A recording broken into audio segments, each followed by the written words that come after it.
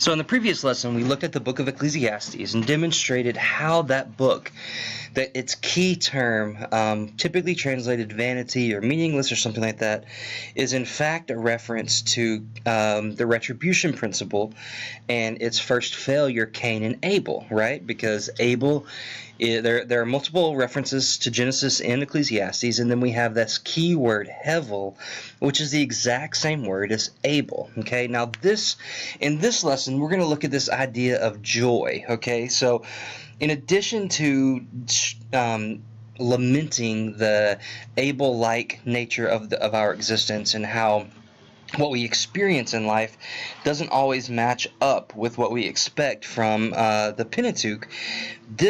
In addition to that, the book of Ecclesiastes points to this existence before the fall as a way to cope with the Abel-like existence of the world. Okay, so the question is, what's joy got to do with it? And I won't read all of these, but there are several passages in Ecclesiastes that talk about how, in light of the Abel-like nature of the world, in light of the fact that sometimes the fastest runner doesn't win the race, in light of the fact that what should happen to the wicked happens to the righteous, and what should happen to the righteous happens to the wicked, in light of all that, we should do a few things. One, we should fear God and keep His commandments, right? That's the end of the book, the hermeneutical lens through which the book should be read, right? This is the end of the matter. Fear God and keep His commandments, for that is the whole or entirety of humanity.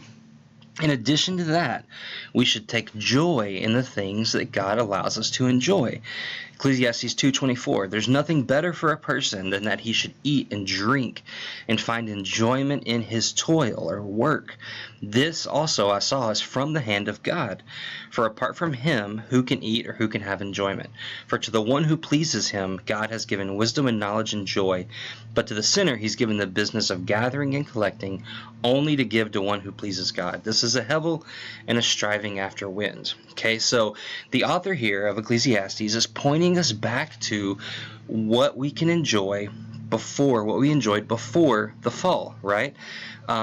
Eating and drinking and enjoyment and work. So before Adam and Eve sinned, before the curse, they were put together in the Garden of Eden, and they enjoyed their company with each other.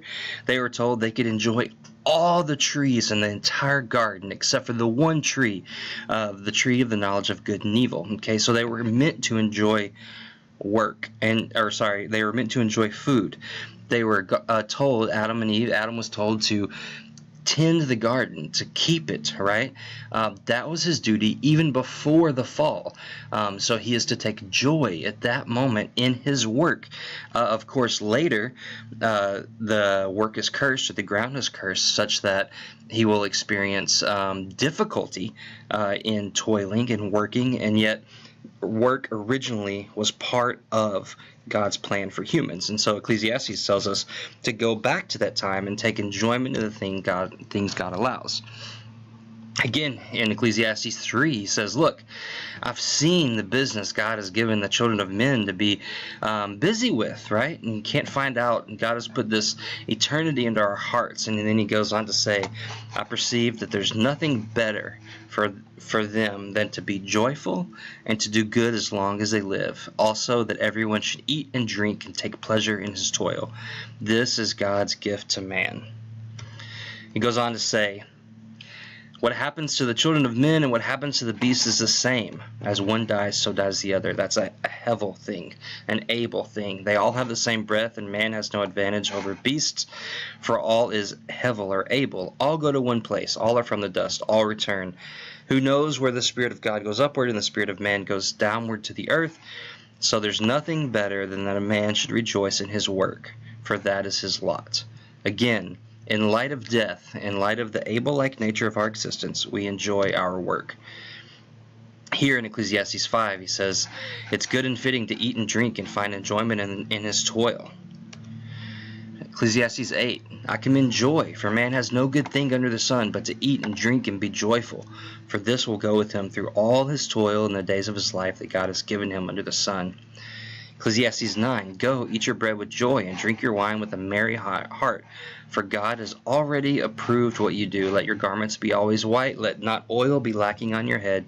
Enjoy life with the wife whom you love, all the days of your Hevel or Abel-like life that he's given you under the sun, because that is your portion in life and in your toil at which you toil under the sun.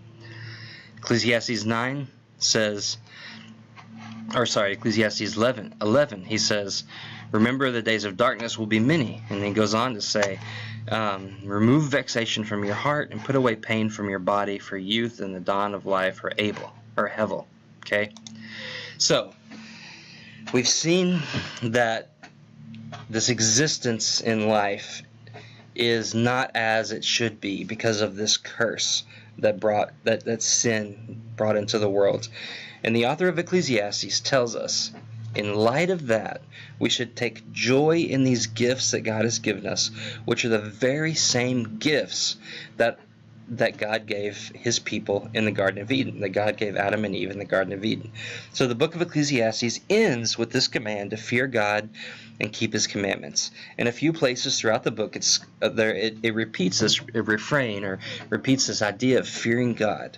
And then throughout that, in the several places that we just looked at, he says, in light of these things, enjoy God's gifts. Okay? So that is what Ecclesiastes tells us to do. That's what the book of Ecclesiastes, how it lives out the Pentateuch, or how it lives out the covenant stipulations. It says, look, things aren't the way they should be. However, we should fear God, and when he so allows us, we should enjoy the gifts that he's given us.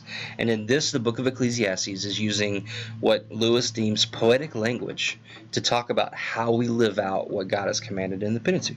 Okay?